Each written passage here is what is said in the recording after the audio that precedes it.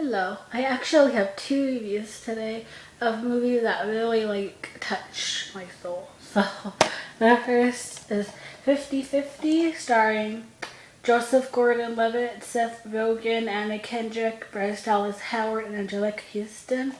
And this is based on a real story of the writer of this film. He had a very, very rare form of cancer.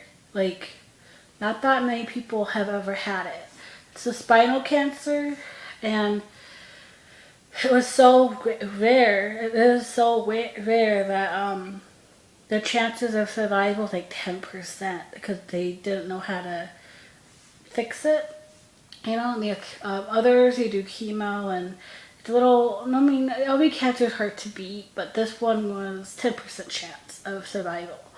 Um, but it's based on the writer's journey with cancer. He's still alive. He's good. He's in remission. He's fine.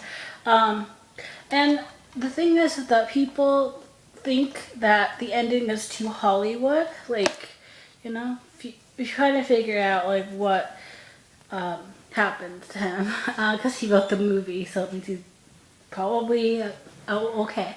He is. But people think it's a Hollywood ending, but really it's his ending. I mean, he did live through it, so it's good. And then Seth Rogen is the writer's best friend, and he was the one who encouraged him to write this screenplay and tell his story, and he did. And Joseph Gordon-Levitt plays, of course, the writer guy, and Seth Rogen plays the best friend because he was the best friend to the writer. And before this, I didn't really think I would care much for Seth Rogen. I haven't seen any of his films because I don't think I'd like him. But I love him. He was such a great friend. Like his own way, he was very supportive of the writer guy, of his friend. He just didn't victimize him like everyone else, and he took advantage of the cancer. He wanted his friend to have a positive experience as much as he could, and not feel sorry for himself and not go into a bad place of depression. So he really did try to help him as much as he possibly could in his own way.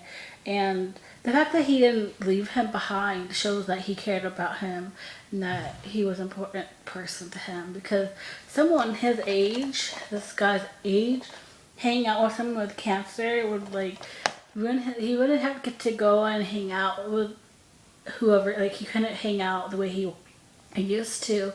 And for some people, they wouldn't be able to handle that and be maybe want to leave their friend behind so they could live without them. But Seth Rogen didn't do that. He stuck with him. He helped him save his head, even. Not all the way. He got freaked out, but he did try to help him with that. He supported him in that decision. And it was just a beautiful movie. And there was a part that made me cry. Made me cry. It was really funny, because the guy wanted to put a lot of humor into it, and it's really funny. But then, of course, it's cancer, so there's a lot of dramatic, sad moments. And it's mostly at the end. The ending is, and toward the end, it's very, very, very emotional. But there's a part where Joseph Gordon-Levitt's character accuses Seth of not caring about him, and that broke my heart because it's not true. If you watch the movie, you know that Seth cared about him very much, and that had his back and respected him very. He respected him and cared about him more than any other friend or person I've ever seen. Bryce Dallas Howard played Joseph Gordon-Levitt's girlfriend. In real life, in the movie she's awful. In real life, she was awful too. And Seth Rogen hated her so much. and wanted her out of his life because she didn't treat him well. And it was just, and he told him he deserved so much better than that. And it was just like, he was just, again, he was like the most supportive best friend I've ever seen in a film. And this is a real story, so I can't imagine him being any more supportive in real life. Like, he was just the best friend you could ever have in the situation, because he made him have fun, he made him go out, he made him, after the breakup, he tried to get him to go out on dates and to leave his house every once in a while. And he was just, he couldn't, because the thing is, like, he never took him to the hospital for, like, any of that, like, chemo and anything. And, you know, he couldn't, really. It was, as much as he could be positive about it, he was still terrified of it too. But he supported him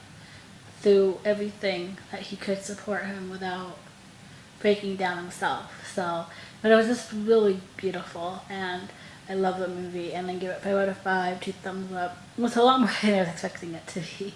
There's a lot of sexual jokes if you're not into that, but, you know, it's funny, it's really funny, and very sweet. Oh God. And I have to be honest, I'm not an Anna Kendrick fan. She just annoys me, and I know everyone loves her, but I don't like her.